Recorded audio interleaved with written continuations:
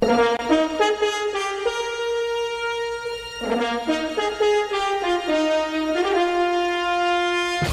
el aire, Radio Zipa, emisora del Círculo de Periodistas y Comunicadores Sociales de Antioquia, Colombia, transmitiendo desde el corazón de Medellín, ciudad de la eterna primavera.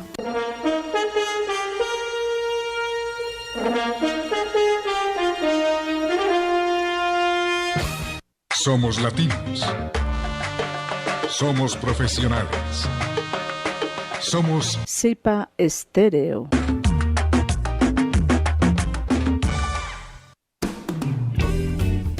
¿Por qué enfermamos? Programa en el que tratamos aspectos de todo lo que implica el bienestar social y humano, cuerpo, mente y espíritu. Conduce y dirige el doctor Fernando Calle, psicólogo social y psicoanalista. Escúchelo todos los martes de 10 a 11 de la mañana en Radio Zipa Estéreo. ¿Por qué enfermamos?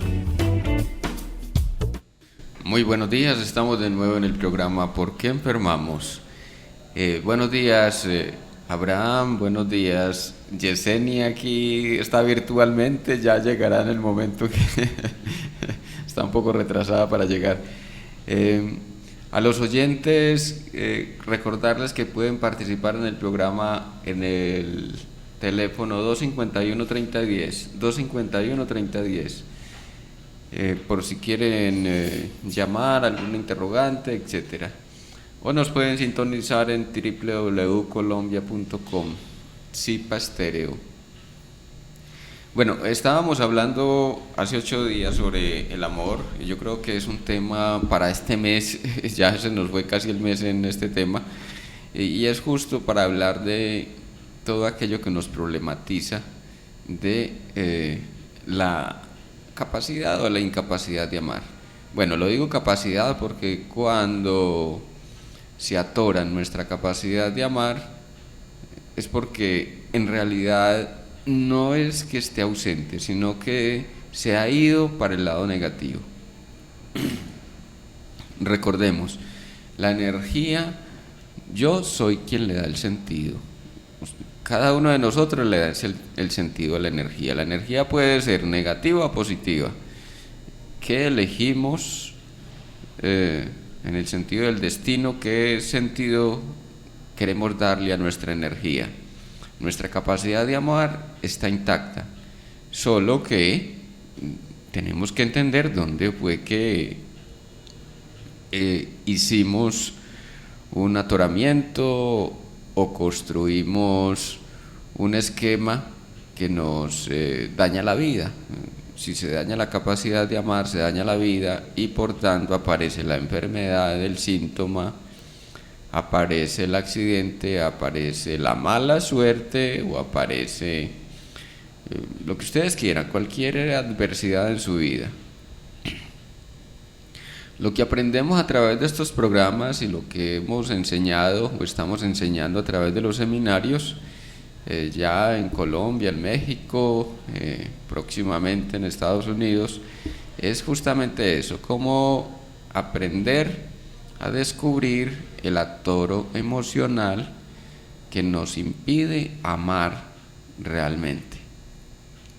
¿Dónde fue que nos atoramos? ¿Dónde fue que construimos o hicimos una promesa o construimos un esquema que nos imposibilita desplegar la capacidad amatoria? Porque ya dijimos, somos amor. Bueno, entonces aquí se trata de que nos miremos a nosotros mismos en amor. Imagínense ustedes, se acostumbraron a mirarse con la cara oscura de sí mismos o desde la cara oscura, agrios consigo mismos, exigentes, criticones, juzgando en la vida, juzgándose a sí mismos. No, ¿cómo aprender a mirarse con el real amor que yo soy? Eso de juzgar, eso de criticar, eso de los esquemas que decíamos, son desviaciones, lo que llamaríamos perversión del amor. ¿Cómo así que perversión del amor? Sí, cuando yo intento conducir el amor lo pervierto, porque no permito que el amor se desenvuelva y se desarrolle a través de lo que yo soy y a través de lo que encarno en mi singularidad. Si yo soy amor, entonces cuando le quito todos esos aditivos que le puse a la vida, entonces la realidad va en cristalización y realización. Es decir, se cristaliza realidad en la medida que se realiza la vida. ¿Para qué se realiza? ¿Cómo se realiza la vida? A través del amor. Entonces, todo lo que hemos construido como ataduras emocionales, como ataduras de compromiso, promesas imposibles de cumplir, no son más que perversiones. ¿Qué es la perversión en el sentido amplio del término?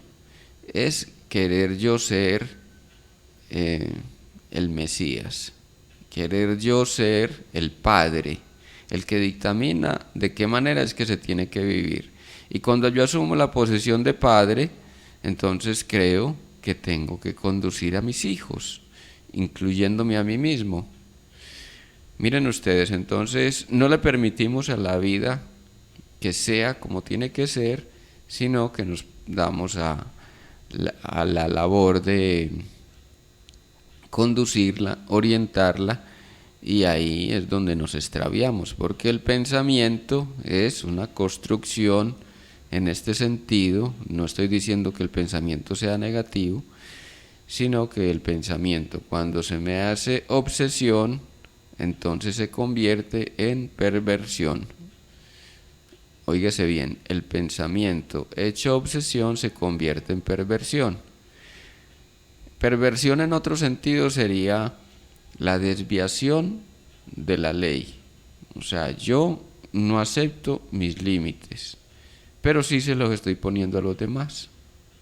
Miren ustedes la perversión. Yo me permito todo, pero al otro le estoy diciendo qué tiene que hacer, cómo tiene que hacerlo, cómo tiene que conducir su vida, qué es moral y qué es inmoral, qué es apropiado, qué es malo, qué es bueno. Miren ustedes. Entonces, siempre que tratamos de salvar a los demás, estamos pervirtiendo al amor. Estamos desviando el sentido real de la existencia. ¿Cómo afrontar esa pretensión de ser los dueños y portadores de una verdad? Bueno, entonces decimos que el pensamiento hecho obsesión me hace pensar o me hace creer que yo tengo que tener la verdad y portarla para los demás, transmitírsela, imponérsela si es necesario. Entonces hago guerras para demostrarle al otro que yo tengo mi propia verdad y que tiene que someterse, porque esa es mi verdad, mi obsesión. Óigase bien, me obsesiono con la idea de que yo, un pensamiento mío, es la verdad. Y esa obsesión, entonces ya sabemos, nos lleva por la vía de la degradación de la existencia. En otro sentido, entonces, la perversión también tiene que ver con esa, lo que llamaríamos incapacidad del despliegue amatorio. Si yo no permito el amor en mí, es decir, no permito que el amor fluya a través de los valores y las funciones reales que cumple el amor en mi existencia, entonces me voy por la vía de la envidia. ¿Cómo así? ¿Qué tiene que ver la envidia aquí? Imagínense ustedes, si yo no me estoy permitiendo vivir apropiadamente, entonces vuelco mi atención hacia afuera y le digo a los demás que ellos no saben vivir, que ellos tienen que enderezar su vida, que ellos tienen que ser mejores. Pero en realidad lo que estoy haciendo, y es un poco, discúlpenme lo que estoy diciendo los que fungen de sacerdotes, de conductores espirituales y todos aquellos que pretendan tener una verdad. No estamos aquí atacando a nadie, sino que estamos desnudando verdades que nos ayuden a crecer. ¿Qué importancia tiene esto para el común de las personas? Yo no tengo que seguir a nadie, ¿sí? ¿Qué importancia tiene esto para el sacerdote, el conductor espiritual, el que cree que tiene la verdad para el otro? La importancia nada menos que esto nos libera de la responsabilidad que ingratamente, óigase bien, la responsabilidad que ingratamente nos pusimos sobre los hombros. Si yo tengo que salvar al otro, entonces dejo de vivir mi vida, porque entonces voy a vivir para que el otro enderece su existencia. Imagínense qué degradación. Bueno, qué desperdicio, pongámoslo por caso. Vivir en libertad es también vivir en salubridad, en bienestar.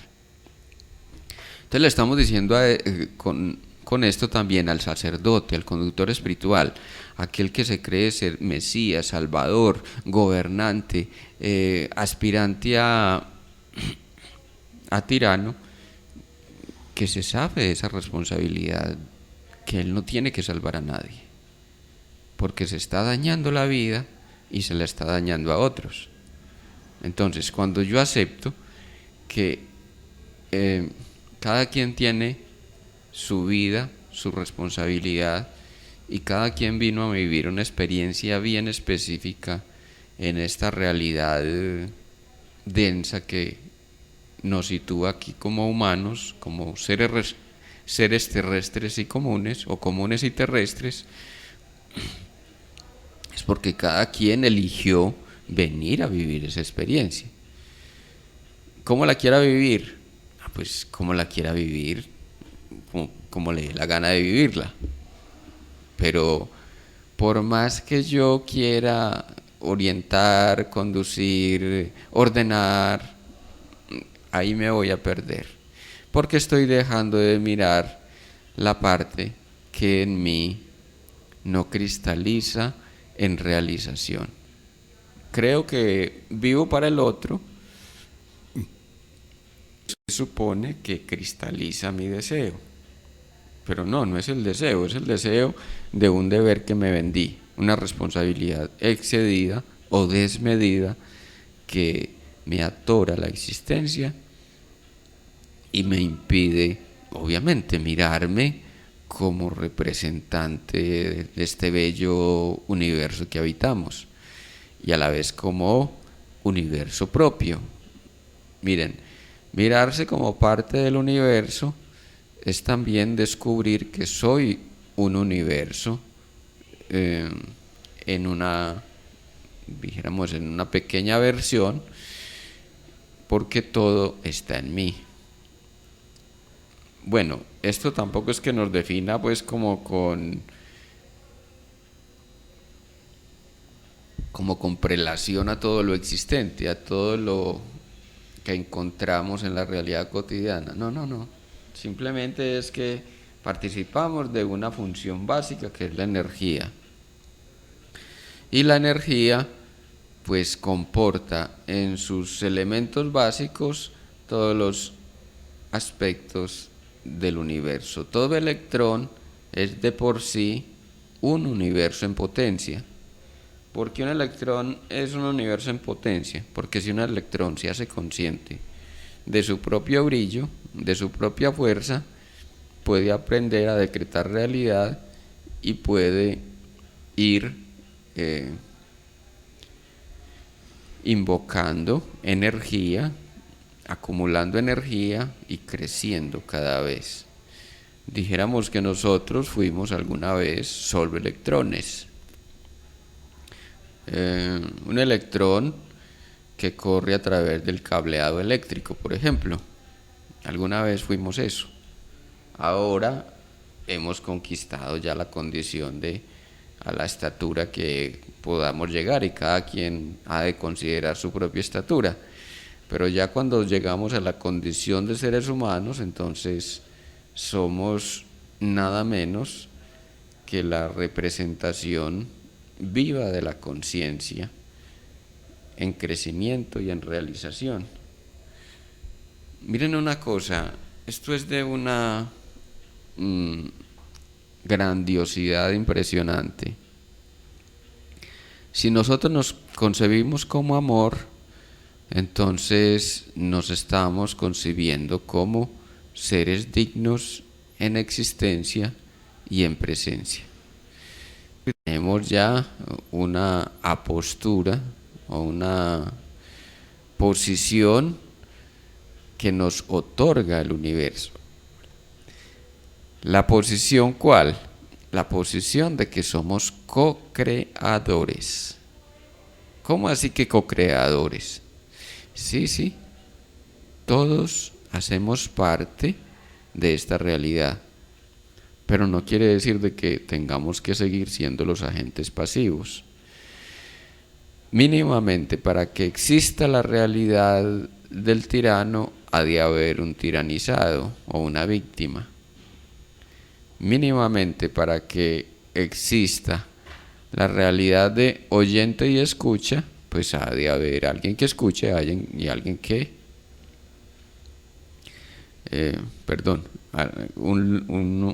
alguien que hace alocución y alguien que escucha. Entonces, en este caso el locutor soy yo y ustedes son los radioescuchas.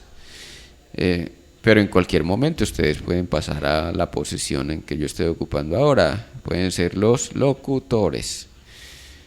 Desde ahí entonces digo, potencialmente ustedes ya tienen la posibilidad de realizarse a través de lo que significa ese ser en potencia. Imagínense cualquier ser en potencia, Dios, el gobernante, el locutor, el empresario, el amante, el deportista, todos somos en potencia, ¿sí? Así como el electrón inicialmente le faltaba mucho pues para llegar a lo que nosotros, o le falta mucho para llegar a lo que podemos lograr ahora, pero dijéramos de que es gracias a la acumulación de múltiples existencias que hemos o podemos ahora contar con el conocimiento y la sabiduría que nos permita encumbrarnos en una posición única en el universo. Y es que de dioses pasamos por ángeles o arcángeles, pongámoslo así. De arcángeles pasamos a ángeles y de ángeles pasamos a humanos. Es decir, somos nosotros los que nos hemos permitido y hemos conquistado esta existencia que ya somos. Miren ustedes, para los dioses, los que valoramos tanto en el Altísimo, es supremamente valorable que nosotros valientemente nos atrevamos a desafiar la densidad de la materia. ¿Por qué? Porque hay muchos seres que ni siquiera se atreven a vivir esta condición de ser atravesados por la emocionalidad y la condición de la densidad. O sea, quiero decir, esto los acobarda. Nosotros estamos aquí y ya que estamos aquí, ¿por qué no ser consecuentes con eso que vinimos a realizar? Es como si nos hubiéramos conquistado la vida como algo muy deseado y luego nos acobardamos en medio de la conquista. Y nos acobardamos tanto que entonces, bueno, ahí viene una cantidad de rollos que ustedes ya pueden desgranar. Y esos rollos tienen que ver con esos rollos tienen que ver con el campo de las ideologías, las religiones, los moralismos, los esquemas, sí, es lo que mencionábamos ahora al principio. Entonces, la idea es soltarnos de esos rollos, ¿cierto? Y aprender a vivir en amor. Entonces, aprendo a vivir en amor en la medida que me reconozco yo como expresión viva y candente del amor. Yesenia, al fin llegaste. Buenos días, doctor. Buenos días a todos los oyentes. Me cogí un poquito la noche. Sí, el médico no me quiso pasar rápido a la cita, entonces me atrasé un tricitico más, pero aquí estamos para acompañarlos. Qué bueno que estás de nuevo aquí. Si tienes algo que decir al respecto, pues no es sino que me hagas señitas y vayamos construyendo conceptos o recordándonos lo que significa realmente vivir en amor. Claro que sí. Gracias. Esto es muy bonito porque, bueno, entonces es tomar conciencia de que somos amor y en esa conciencia ya valorarnos. Entonces, ¿qué implica ser amor? Bueno, decíamos, y lo retomo para que lo recapitulemos, además para que demos entrada a otros aspectos. Entonces, si yo estoy en amor, estoy en expansión y en crecimiento, ¿sí? En expansión y conexión. El amor es expansión y conexión. Entonces, yo estoy en crecimiento. ¿A qué es lo que tanto tememos realmente? Tememos a la expansión y por tanto pues no nos conectamos. Entonces ya somos lo que somos, pero tenemos miedo a expandir. ¿Eso qué significa a nivel inconsciente? Tenemos miedo al deseo. ¿Cómo así que miedo al deseo? Imagínense. Entonces, el amor significa dos cosas. Amor, que sería en masculino, el abre camino, ¿sí? El masculino abre camino y el deseo cristaliza ese camino. ¿Cómo así? Imagínense, ustedes aman a sus mujeres o aman a sus hombres, ¿cierto? ¿Dónde cristaliza el deseo en ustedes? En un hijo, pero también cristaliza en una empresa, cristaliza en una casa, cristaliza en una familia, cristaliza en un proyecto social, cristaliza en un viaje, ¿cierto? O cristaliza en un bienestar constante y creciente, ¿cierto? Entonces, tenemos amor, pero no tenemos deseo.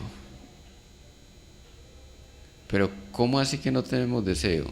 Pues no tenemos deseo porque hemos renunciado a él, no porque nos falte el deseo.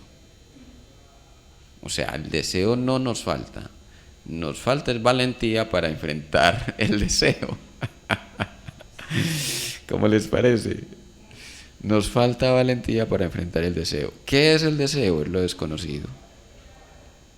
Lo desconocido es aquello que busco a través de lo que significa la feminidad. Freud tiene un texto muy bonito que se llama Sobre la sexualidad femenina y dice más o menos que la mujer es ese continente misterioso al cual todos tememos. Pero él se refiere a la mujer, no la mujer como tal, sino a la mujer que cada quien conlleva dentro de sí, porque somos hombre, mujer, mujer, hombre, pues ahí siempre somos esa conjugación hermosísima, donde uno diría, resumiendo la existencia, estamos aquí para integrar lo femenino. Esa es la razón de ser. ¿Qué es lo femenino? Es el deseo. ¿Qué es el deseo? Es lo desconocido. ¿Qué es lo desconocido? El infinito. Estamos conectados con el infinito. El universo es infinito. El amor tiende al infinito. Pero ¿qué pasa? Nosotros en el temor a ese vacío, entre comillas, que nos implica la sensación de inseguridad, la sensación de estar siempre pisando firmes, entonces no aventuramos nada, no aventuramos posibilidades. Hay hombres que ante la condición de embarazar a una mujer, ellos no toleran eso, salen corriendo inmediatamente. La mujer les dice está en embarazo y ya le pierden el amor e incluso se desaparecen del mapa. Y es muy llamativo eso porque no asumen la paternidad, que es justamente el encuentro con eso desconocido. ¿Qué va a pasar con ese hijo? ¿Qué tal que me salga un fenómeno? ¿Qué tal que me salga mutilado? ¿Qué tal que me salga mongólico? ¿Qué tal que...? Y nos inventamos cantidad de miedos, porque justamente la inseguridad, la sensación de inseguridad despierta todo ese miedo a lo desconocido, ¿cierto? Entonces, digámoslo en otros términos, la imposibilidad de crecer como especie ha estado determinada por la cobardía. ¿Qué es la cobardía? La incapacidad de enfrentarnos a lo desconocido, la incapacidad de asumirnos como seres infinitos, el temor a la muerte. Óigase bien, el temor a la muerte es el temor al devenir. ¿Qué va a pasar conmigo después de que me muera? Entonces los católicos y buena parte de los cristianos se inventaron un juez supremo que los va a llevar al cadalso del infierno o los va a mandar a la paila mocha porque tienen muchas culpas que pagar.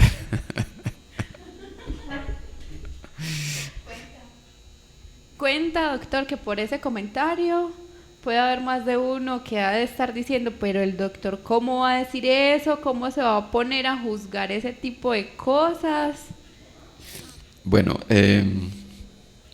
porque lo que estamos es advirtiendo de que buena parte de lo que nos pasa está amparado en los miedos, ¿cierto? Entonces, toda la mitología la construimos, óigase bien, toda la mitología la construimos en torno a los miedos. ¿Cuáles miedos? El miedo a la bestia, el miedo a la esfinge, el miedo al porvenir, el miedo a ser juzgados, el miedo a lo que vendrá después, el miedo a cómo será, qué dimensiones tendrá, y como no lo podemos imaginar en nuestra mente, entonces anulamos toda posibilidad de vivirlo. Y hay quienes en medio del miedo, óigase bien, eso es bendito, eso es bonito, eso es bellísimo. Hay quienes en medio del miedo niegan toda probabilidad de ser seres espirituales. Es decir, se declaran, no, es que yo existo aquí y ahora. ¿Y cuál vida eterna? Ni qué 8 cuartos. No, que la vida espiritual, que la energía. No, eso no existe. Eso son tonterías que se inventó la religión. Y bueno, le montan todo un argumento. Pero, bueno, aquí estamos para recordar que somos electromagnetismo. El electromagnetismo es la base de toda forma de cohesión. ¿Qué es la cohesión? El amor. ¿Qué es la cohesión en términos físicos? Es aquello que genera coherencia, ¿sí? Aquella fuerza que genera, dijéramos, juntura, empate, podemos llamarlo también condensación, ¿cierto? es en tanto la energía se junta y se apretuja, que da origen a la forma condensada de la energía, que es la materia. ¿Qué es la materia? Condensación de energía. O sea, finalmente vamos por la misma vía. Esto es muy bonito porque a la luz de la física cuántica ya es comprender y ubicar que no estamos hablando aquí nada que esté por fuera de lo que constituye nuestra realidad. Y es para que hagamos también pongamos frente a la realidad. O sea, no es lo que nosotros queremos imaginar de la realidad, sino lo que la realidad misma comporta. Ahora, no estamos proponiendo, no, es que usted tampoco es víctima de la realidad. ¿Qué quiere hacer usted con su realidad?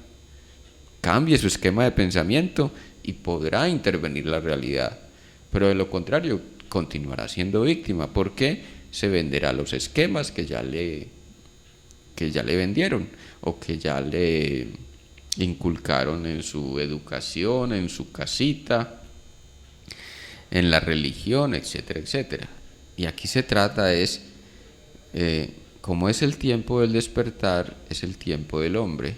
El tiempo del hombre es el tiempo de el rescate de nuestra propia individuación en el poder que cada uno representa. El poder que cada uno representa. Porque, ¿qué dijimos que era Dios en otra época? Dios dijimos que era la capacidad de ser conscientes. Y ahora tenemos todos los elementos para ser conscientes. ¿Qué fue lo que Cristo vino a hacer a la tierra? A recordarnos que podemos ser conscientes. Y en la medida que aprendemos a manejar en conciencia nuestra existencia, entonces podemos construir nuestra propia realidad. Y nos mostró, bueno, esto también hay que esculcarlo en los evangelios apócrifos, porque lo que nos cuenta la Biblia es demasiado poco. Se dice que son 220 evangelios apócrifos y la iglesia apenas incluye 4. Entonces hay que mirar al Cristo post-cruz, ¿cierto? Después de la cruz se dice, por ejemplo, que Cristo volvió y le habló al menos lo que sostiene la religión católica, ¿no? Que volvió y le habló a los apóstoles a través del Espíritu Santo. Y pues la verdad es que Él sobrevivió al sacrificio de la cruz, sobrevivió y ahí despertó, dijéramos que tenía que morir, entre comillas, a su vieja vida, a su condición de sacerdote, para nacer en maestría. El verdadero salto del chamán está de ser sacerdote o profeta, ¿sí? Dejar de ser sacerdote o profeta para convertirse en maestro. El sacerdote o el profeta actúa en condición de Mesías. Miren ustedes la diferencia. Miren, lo que tenemos al Cristo precruz o antes de la cruz es un Cristo sacerdote y profeta, que nos viene a decir de alguna manera qué es lo que tenemos que hacer con nuestras vidas. Entonces, el sacerdote o profeta está diciendo lo que puede suceder y cómo podemos orientar. El maestro acompaña. ¿Y acompaña desde dónde? Desde la posición verdaderamente amorosa. ¿Cuál es la posición verdaderamente amorosa? Aquella que incluye la compasión, que no es compasión, ¿sí? Sino compasión, con M. Porque bueno, nos confundimos a ratos con eso de la compasión y entonces vivimos la vida muy apasionadamente y nos dejamos enredar por las pasiones, ¿cierto? Y entonces hay que amar apasionadamente, hay que entregarse apasionadamente, hay que ser apasionado en la vida. Y bueno, eso no, ni se juzga ni se ataca, solo que es conveniente que lo distingamos de la compasión, que es, óigase bien, la compasión es el respeto por el proceso de cada quien. Entonces, el maestro sabe que puede hacer acompañamientos. Qué pena ponerme como ejemplo, pero en mi trabajo clínico yo no estoy acosando a la gente. ¿Pero usted cuándo va a salir de eso? No. Ya sé que la persona viene a hablar de ella y se le van haciendo interpretaciones, se le van presentando aspectos y tal vez se le ayude a ver las cosas de una manera diferente, pero en el respeto de que algún día entenderá, algún día despertará de su letargo, o algún día va a reconocerse con todo su potencial, ¿cierto? Y eso no obsta para que dejemos de hacer el trabajo clínico. O sea, el trabajo clínico y en especial psicoanalítico nos lleva al punto de que hay un respeto por el otro que algunos se lo toman a extremo, ¿cierto? Algunos psicoanalistas se lo han tomado como a extremo y entonces creen que no pueden siquiera dar una interpretación. Bueno, ahí hablamos de tonterías radicales, cosa que para nuestro punto de vista pues es otra cosa, pues ahí pasan otras cosas diferentes, pero justamente lo que hacemos es acompañar a la persona en su proceso de crecimiento. Y no quiero decir que los psicoanalistas sean maestros, pero de alguna manera pues se acercan a esa postura, porque ante todo el maestro tiene que ser maestro de sí mismo, y el maestro es un chamán, y el chamán real, oígase bien, al menos cumple cuatro condiciones. Es despiadado consigo mismo, es decir, no le importa, va al troche y moche, porque a él lo que le interesa es la verdad que hay en sí mismo. O sea, aquí no nos vamos con consideraciones, con pendejaditas, que pobrecito, que pecado. No, ya, a ver, ¿cuál es la tontería suya? Dijéramos que esa es la posición del chamán consigo mismo. Entonces, ha de cumplir 4 condiciones el chamán. Pues el chamán en términos de esto que estamos nombrando, la maestría interior. Lo despiadado, lo astuto. Lo astuto es que sabe y conoce los principios iniciáticos y los aplica, ¿sí? La simpatía, obviamente, pues un chamán que no sea simpático. ¿Para quién trabaja? ¿Para quién trabaja si no es para sí mismo y en el nexo con los demás? Y el cuarto aspecto es la paciencia. La paciencia. Entonces, la paciencia es simplemente esperar a que cada quien responda según su proceso, su condición individual.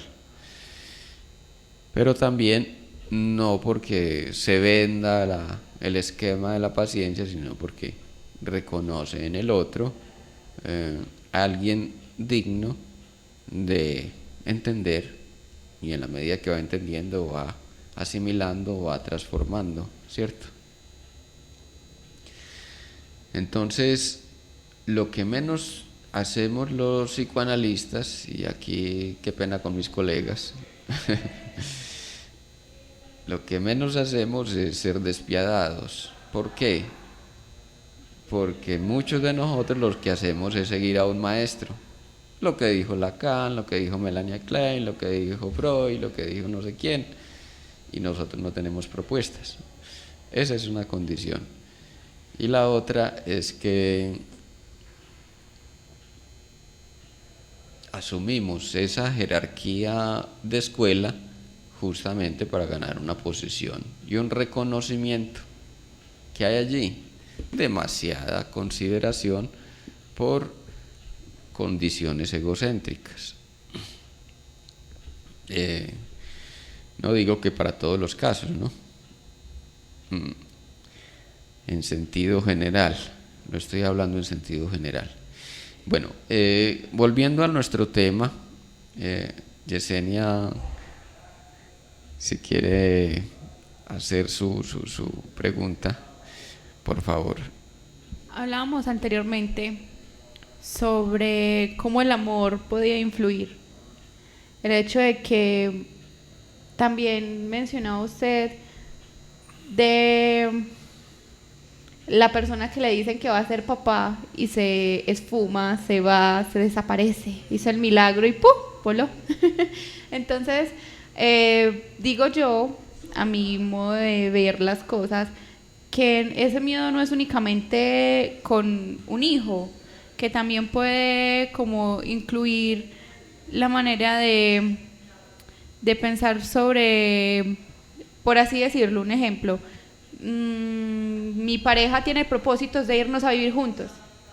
Entonces ahí empieza uno, pero voy a ser capaz, me voy a ir de mi casa, voy a dejar las comodidades que ya tengo, o bueno, sí. También mi pregunta era, para que usted por favor me la conteste a mí y a todos nuestros oyentes, ¿se puede decir que en cierta manera todo conlleva el amor? ¿Todo conlleva el amor? No, somos amor. Y si somos amor, ¿qué pasa con el deseo? ¿Cierto? Mira, con lo que vas diciendo me haces acordar de una forma típica de las mujeres, por ejemplo, de renunciar al deseo. Y es la posición de quedan en embarazo y tienen que ir a abortar. Tienen que abortar. O sea, no les que, y bien sea porque su cuerpo rechaza o entran en un estado de convulsión general a tal punto que amenazan su existencia misma solo por el hecho de tener una semilla dentro. O sea, temen tanto ese deseo que entran en una situación de absoluto rechazo por esa vida nueva y por eso nuevo que ha de llegar. Entonces, tú lo decías muy bien, tenemos miedo a salir de la casa, tenemos miedo a hacer una vida nueva, tenemos miedo a lo nuevo que podemos crear, tenemos miedo a eso otro que nos habla de un deseo que yo no quiero aceptar en mí. Es típico en la histeria, digo la histeria porque es el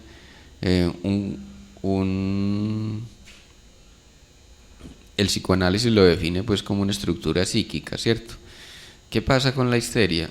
En la histeria hay una pelea con el deseo. Entonces el histérico sufre porque no acepta que haya un deseo en él o que haya un deseo en ella. El histérico es el típico religioso que dijo, puedes amar pero no desear. Cuidado con tu deseo, eso es pecado. No se te vaya a ocurrir desear. Si se te ocurre, ya estás cayendo en el pecado, ya estás cayendo en la carne, ya estás cayendo en la perdición, vas camino al infierno, todo este tipo de cosas. Nos hicieron creer lo que ellos necesitaban que creyéramos y simplemente nos lo han estado pasando de generación en generación. Y miren ustedes, perversamente ellos se lo permitían. Perversamente digo en el sentido, no para calificar, sino en el sentido de le impongo al otro aquello que yo debiera hacer, pero como yo, entre comillas, tengo el privilegio, entonces pues, hago lo que me dé la gana. Pues, ¿cuánto tiempo los papas, los Borgia, por ejemplo, fueron un ejemplo clásico en el catolicismo de ese asunto de llegar al papado y tener su ejército propio, hacer guerras para expandir sus dominios, su control, y todos los reinados en Europa estaban subordinados al Vaticano, por un lado, por otro porque los Borgias pues se caracterizaron por ser orgiásticos, pues de tener orgías y hacer todo aquello que justamente impusieron como norma para el resto del común de los mortales, de permitirse pues una cantidad de satisfacciones que obviamente no le permitían al común de la gente. Entonces, en esa dirección, pensémoslo, diríamos que la histeria es como una perpetuación o una continuidad de esas posturas. ¿Me hago entender? ¿Cómo que una continuidad de esas posturas?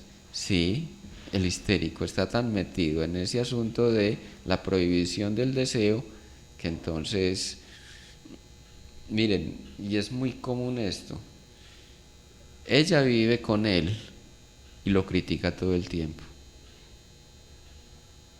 Él vive con ella, dice, no, es que no la voy a dejar, pero la llama la fiera, la llama la anaconda, ¿sí? Justamente porque está atacando a eso que desea. Y es que atacar a lo que se desea está atacar también el deseo, pero al menos está permitiendo, óigase bien, al menos se está permitiendo ese deseo. Pues por una parte lo critica, pero por otro es capaz de ceder al deseo con ella o con él. Pero díganme ustedes, esa persona que se pasa criticando a los hombres todo el tiempo o criticando a las mujeres todo el tiempo. Las mujeres, no, son unas perras. Los hombres, no, son unos perros. Entonces ya de antemano estamos pretendiendo decir de que hay una generalidad para todo aquello que deseo, y así entonces evito confrontarme y habitar mi deseo. Quiero decir, confrontarme con mi deseo es entender de que a lo que tengo miedo es a lo nuevo, al infinito, a lo desconocido, a aquello que me haría gozar a profundidad y en complementariedad. Cuando unimos deseo y amor, miren ustedes, cuando unimos deseo y amor, entonces se abren todas las posibilidades. ¿Por qué? El amor, que es masculino, busca expandirse, pero si no hay deseo, ¿cómo se va a expandir? Queda trunco. Entonces, yo amo perdidamente a la humanidad, ¿sí? Sí, amo la humanidad, pero ¿y qué significa eso? Ese es un amor para sostener. El amor trunco es un amor para sostener, ¿sí? Entonces lo que estamos haciendo en todos los amores truncos es sosteniendo entre comillas el universo, ¿cierto? Sosteniéndonos a nosotros mismos en ese encuadre de relaciones. Si yo declaro que soy altruista y vivo para la humanidad, ¿sí? Y entonces no deseo a la humanidad, es decir, me alborota la moralidad y los moralismos, todo aquello que tenga que ver con el desear la carne o imaginar siquiera que tengo una cópula con alguien del mundo material. Entonces estoy viviendo por allá en un amor espiritualista completamente zafado de la realidad material, etérico por tanto, y obvio, pues que voy a crear en la realidad si para crear en la realidad tengo que entrar en interacción con la realidad. Me hago entender. Si yo entro en interacción con la realidad, con esta densidad que somos, ¿cierto? Entonces puedo modificar esta realidad que somos. Pero si yo me voy por allá por lo etérico, por allá yo amo infinitamente esta humanidad y es que todo me despierta admiración, respeto y consideración, pero no soy capaz de dar un abrazo, no soy capaz de dar un beso o ir a la cópula, el acto más creador que podemos concebir en la existencia. Óigase bien, cuando somos realmente dioses es cuando accedemos al éxtasis que nos permite el legado de los dioses, la sexualidad, con nosotros mismos o con otro. Es decir, estoy hablando aquí que el deseo puede ser hacia sí mismo o hacia los demás, y puede ser en heterosexualidad o en homosexualidad, pero si nos permitimos el deseo, ya estamos dando un paso importante. El problema es que a veces deseamos y no amamos, ¿sí? Ese es otro extremo. Deseamos pero no amamos. Entonces voy donde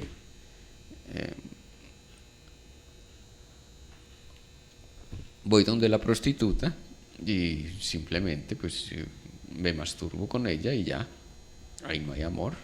A mí no me importa qué pueda pasar con ella o qué pueda venir en adelante para esa persona. Incluso puedo, ni siquiera le pregunto si está en edad fértil o en temporada fértil. Simplemente hago lo que tengo que hacer y pago mi servicio. Se acabó. O sea, se corta todo vínculo. Entonces, el deseo sin amor, obviamente, también nos lleva por otra ruta, ¿cierto? Y es la degradación, donde ya la pasión es la que nos habita, nos domina, nos controla y no hay un equilibrio. Estamos diciendo entonces que el equilibrio tiene que ver con esa conjugación entre amor y deseo. Deseo sin amor nos degrada. Amor sin deseo nos inauguremos un término nuevo, nos estratosferiza. Nos saca de la realidad, nos lleva por allá por los umbrales de lo sublime, de lo supremo, de lo celeste. Pero bueno, esa es una manera también de idealizar la espiritualidad, ¿cierto? Pensar que la espiritualidad es solo aquello que nos permite el contacto con lo sublime, con lo celeste, con lo elevado, ¿sí? Y desde ese punto de vista, entonces se niega lo que realmente estamos haciendo aquí. Aquí estamos para eso, justamente. O sea, si es para vivir lo espiritual, no hubiéramos venido a esta existencia, ¿sí? ¿Qué nos enreda a muchos de los humanos? Y entonces entramos en lo que se llama el karma, es decir, existencias inconclusas. Las dos cosas, amor sin deseo o deseo sin amor. Me hago entender.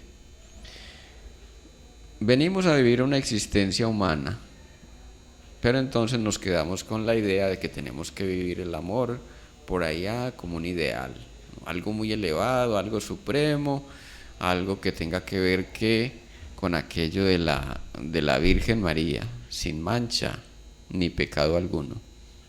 No, eso fue una idea que nos vendieron seguramente tuvo que ver con la elevación de la espiritualidad y todo aquello, pues de pronto la iglesia sintió que éramos muy pecaminosos o que sintió que estábamos por allá muy metidos en el deseo. Y entonces, obvio, entonces, si no logramos en una encarnación, óigase bien, si no logramos en una encarnación conjugar amor y deseo, entonces vamos a repetir, como los niños repiten el grado escolar. Volveremos aquí a ver si aterrizamos al fin en el deseo ese amor que nos prometió o que nos exigió la religión. Otro punto, decíamos entonces, nos ancla también, y vamos a repetir, cuando el deseo se hace pasión.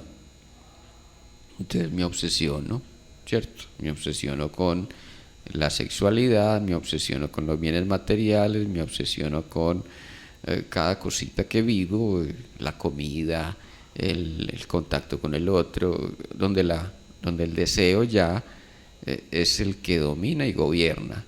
Entonces no me importa, lo importante es que yo me descargue, no me importa, lo que importa es que yo tenga mi satisfacción. ¿Qué importa si me llevo al otro por delante?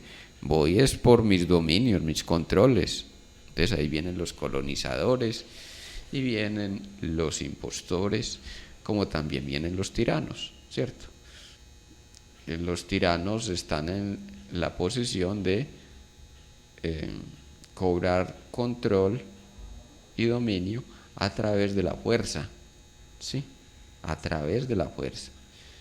Entonces no estoy teniendo compasión por el semejante, no hay amor. Decíamos que la forma más elevada del amor es la compasión, el respeto por el proceso del otro. Si yo te estoy invadiendo permanentemente, si estoy queriendo que hagas lo que yo quiero, no te estoy permitiendo, mejor dicho, no hay amor en mí. Yo lo que necesito es un objeto para controlar, manipular y obviamente someter a mi criterio y mantener bajo dominio. Entonces, vivo desde el deseo, entendido como control, dominio, sumisión. Pues sumisión del otro, ¿no? Bueno, claro que volteemos la moneda. Yo someto al otro porque creo que el otro me podría dominar a mí. Si yo concibo la realidad en esa dualidad, ¿sí? La dualidad amo y esclavo, entonces o soy esclavo o soy amo. Para que no me esclavicen, entonces yo me adelanto y me pongo en la posición de amo. Y ya dejo de amar para convertirme en ese tirano para el otro, que también es una tiranía conmigo mismo. Finalmente yo someto en el otro lo que también someto en mí, solo que lo ubiqué afuera. O sea, finalmente la relación con el otro no es más que reflejo de la relación conmigo mismo. Yo puse en otros el esclavo que ya soy o que ya me siento, y entonces creo que los demás merecen ese sometimiento, esa esclavización, y luego me justifico en que, bueno, ellos se dejan, ellos están ahí para que les den por el... ¿Y qué más hago yo? Pues también es, entre comillas, ya me vendería un discurso de hay que protegerlos. No, es que si fuera en otras manos les iría muy mal, pero en mis manos les irá mejor. Yo los esclavizo, pero yo soy un esclavizador, un amo más blando, ¿cierto? Si fuera por otros, entonces los mataría a palos. Pero como soy yo, entonces yo les doy, les vendo la idea que ellos tienen que ser buenas personas, que ellos si se comportan bien, entonces van a ser bien tratados por mí, que ellos si se comportan bien, entonces el Altísimo los va a querer mucho y se van a ganar la vida eterna. Bueno, ya decíamos, la religión ha sido una estrategia de dominio y de control. Entonces, como estamos en el tiempo de la ética, entonces no nos cabe ninguna religión ni ninguna moral, nos cabe la ética. ¿Cuál ética? La ética del amor. Y esa ética tiene que ver con, a ver, ¿para qué vinimos aquí? Pregúntate, ¿a qué viniste a esta realidad? ¿A seguir viviendo la espiritualidad? No viniste a nada, porque no te estás dejando manchar por la realidad material. Es decir, tienes miedo a la realidad, a lo que puede aparecer en tu mundo concreto y lo que puedes hacer con toda esta condición de pasar por el campo de las pasiones y los deseos. Y si viniste a someter, a vivir la satisfacción, a descargarte y a tomar a los otros como objetos, pues entonces falta elevar el sentido del amor en ese deseo. Bueno, dejamos por allí. No sé si Yesenia quería cerrar con algún comentario. Que recuerden que la repetición del programa es a las 9 de la noche por radiosipastereo.es.tl.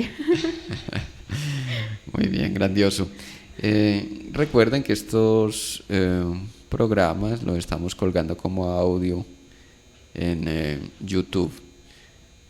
Buscamos YouTube, canal, opción canal, ¿por qué enfermamos? O buscamos Emanciparte en YouTube, opción canal, ¿por qué enfermamos? Y ahí aparecen los programas. A quienes nos siguen también en Facebook, pues ya saben, Emanciparte también tiene la página en Facebook. Allí aparecerán semana tras semana, o en la medida que vamos colgando los programas van apareciendo en el Face. Bueno, les deseo un muy feliz día, feliz semana, y ya nos veremos o nos escuchamos en 8 días. Muchas gracias. Hasta luego. Aquí finaliza ¿Por qué enfermamos? Con el doctor Fernando Calle Valencia, programa en el que tratamos aspectos de todo lo que implica el bienestar social y humano, cuerpo, mente y espíritu. Escúchelo todos los martes de 10 a 11 de la mañana en Radio Zipa Estéreo. ¿Por qué enfermamos? Yo soy periodista. Estoy con la comunidad. Todos los días, a toda hora, en todas partes, en las tragedias y en las celebraciones, con quienes gozan y con quienes sufren. Soy periodista. Siempre estoy con la comunidad. Mi comunidad. Cuenta conmigo. Federación Colombiana de Periodistas, FECOLPER. Somos latinos. Somos profesionales. Somos Zipa Estéreo.